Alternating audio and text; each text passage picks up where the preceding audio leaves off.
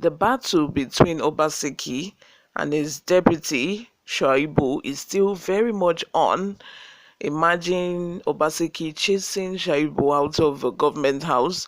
Now Shaibu can no longer even enter the government house. It has his own separate building far away from Obaseki.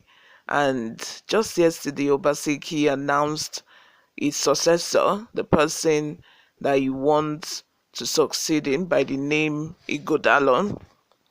Before we go into the details of today's news, if you haven't subscribed to this channel, please do well to subscribe. Turn on the post notification bell so that you can be the first person to get notified whenever we upload a new video. Help us grow this channel by giving this video a massive thumbs up so that it gets recommended to other YouTube viewers all around the world as well. Lastly, please leave your opinions in the comment section below.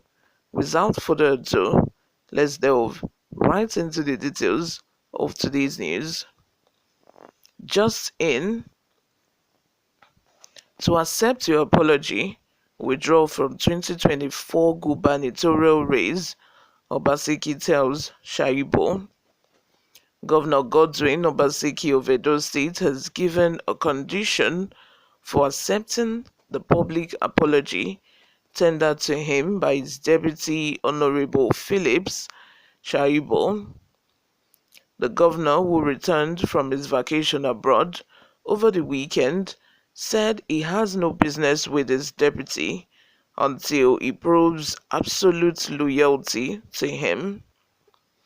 Before arriving in Nigeria from his foreign trip, the governor had instructed all members of ESCO to assemble in Lagos for a two-day meeting with him. He insisted that deputy governor should not be invited or informed of the meeting. The meeting was termed ESCO Retreat with Mr. Governor. Arrangements were made for those invited to the meeting to arrive Lagos last Saturday. Members of the State House of Assembly had theirs a fortnight ago in Rwanda. Before the meeting, Obaseki told members of his kitchen cabinet in Lagos that for him to forgive his deputy, the latter must publicly withdraw from the governorship race. Obaseki added that if the deputy dares to participate in the forthcoming primaries of the People's Democratic Party (PDP), his security vote will be stopped and he will be excluded from all government activities, including meetings of the Edo State Executive Council. As a prelude to making good his threat, the State Executive Council meeting for this week took place in Lagos today, Monday, the 25th. The invitation for the meeting was extended to all ESCO members with the exception of the deputy governor. To avoid public criticism, the governor told his handlers to fix an ESCO seminar a day before the meeting to enable third parties attend so that it will not be considered a formal but emergency ESCO meeting. The chairman of the board of trustees of Alagbodaro, Asu Igodaro, who is the governor's anointed candidate for next year's governorship election, was invited to the ESCO seminar in Lagos. It is expected that the governor will unveil and introduce his successor So all ESCO members in Lagos this week, a source attending the seminar said. It will be recalled that last week, the Deputy Governor of Edo State was locked out from his office in Government House, Benin City, on the orders of a governor. It was this particular incident that made the Deputy Governor to publicly apologize to the governor, who in the last 1 month has refused to communicate with him. You all, let me have your thoughts in the comments section. What do you all think about this? I don't know why there is always this tension and rift that usually ensue between governors and their deputies.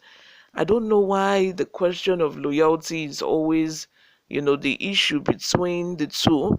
Take, for example, in Ondo State as well, although Izi Ayeditiwa, the deputy of Akeredolu in Ondo State, as soon as, Akeredolu was out of a country, he was trying to, take over power.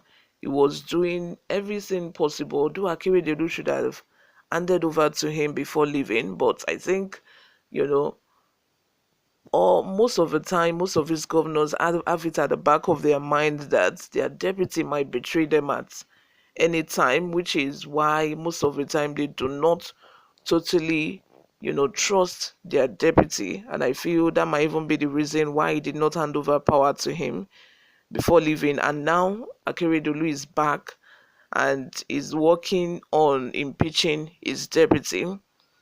This time around, we have Obaseki and his deputy Shaibu. Shaibu is because his deputy has the ambition to run for office in the next election. Obaseki is doing all he can to frustrate his intention and to force his hand to calm down and say that I'm no longer interested in running for office. Is he going to do that? Anyway, we shall watch and see. Before we go, let's take a look at some of the reactions we got online. Jonah Lawan says, "You don't have that power anywhere, Obaseki. In fact, Philip, continue to explore. Nobody can stop your governorship candidate." Abayomi Dele says, "I can't tolerate a godfather, but I want to be one. God did." Okon Udo says, "No be small thing.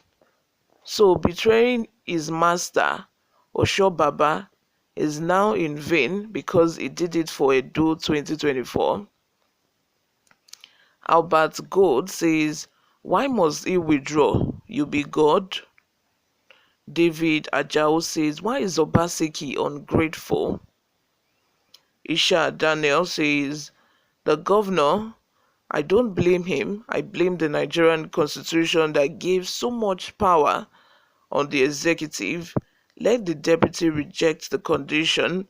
The governor is a selfish man." And I don't know why this is not even constitutionally illegal, because how do you conduct an ESCO meeting all the way in Lagos when your state is is in Edo State? Why didn't you just converge in Edo State right there and have the ESCO meeting and every other seminar that you want to have? Audu Noah says, "This is the problem that is affecting Ondo State right now. Yes, and deputy and the governor have started because of 2024 governorship ambition. Obaseki is telling Shaibu, the deputy, to stop governorship ambition and apologize. So what is the country turning to? Power drunk governor. So your deputy should not aspire to be more because he is under you. He must remain under you." Now, wow. You all, thank you very much for always listening and watching. Subscribe, guys, if you haven't. I love you all. I'll see you all in my next video. Bye for now.